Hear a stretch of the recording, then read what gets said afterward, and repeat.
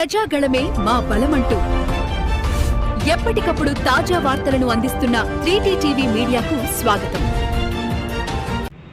Case యొక్క ముఖ్య విషయం ఏమనగా ఫిర్యాదుదారుడైనటువంటి విజయానంద్ రెడ్డి నివాసం దుర్గయంగా రంగారెడ్డి జిల్లా తేదీ 17/18 ఫిబ్రవరి 26 నాటి అర్ధరాత్రి 12:30 గంటల సమయంలో తన తమ్ముడు అయినటువంటి పుల్లగుర్రం పురుషోత్తం రెడ్డి, తండ్రి పేరు మోహన్ రెడ్డి, నివాసం తుర్కాయించార్ మరియు మధుసూదన్ రెడ్డి, అంతేకాకుండా తన మిత్రుడైనటువంటి నలుగురితో కలిసి తీర్థయాత్రలకు వెళ్ళేసి తిరిగి వస్తూ ఊరుల ఎక్స్ రోడ్ ఎస్ఎస్ దాబా వద్ద రోడ్ యాక్సిడెంట్లో చనిపోవడం జరిగింది.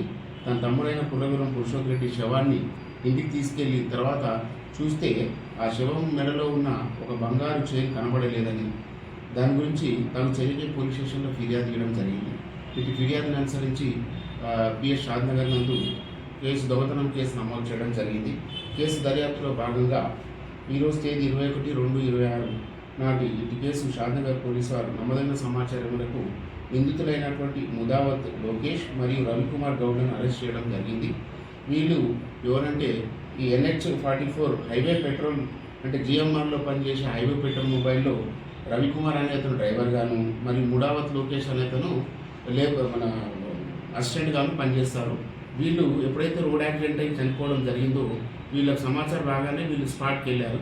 స్పాట్కి వెళ్ళినప్పుడు ఎవరు లేని చూసి ఆ శవంలో మెడలో నుంచి పురుషోత్తం యొక్క శవం మెడలో నుంచి గల బంగారు తాడును, బంగారు గొలుసును వీళ్ళు దొంగతనం చేయడం జరిగింది. దీన్ని మనము చాకచక్యంగా గుర్తించి వెంటనే తక్కువ సమయంలో ఈ నిందితులను అరెస్ట్ చేయడం జరిగింది. వారి వద్ద నుండి ఒక బంగారు చైన్, ఏదైతే దొంగతనం గురైందో చైను, వాళ్ళు యూజ్ చేసినట్టు 2 మొబైల్ సెల్ ఫోన్లను సీజ్ చేయడం జరిగింది.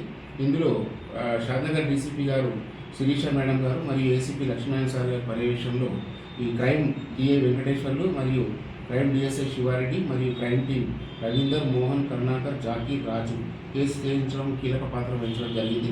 వారికి పై ఆఫీసర్లతో తగిన రివార్డు ఇప్పించడం జరుగుతుంది.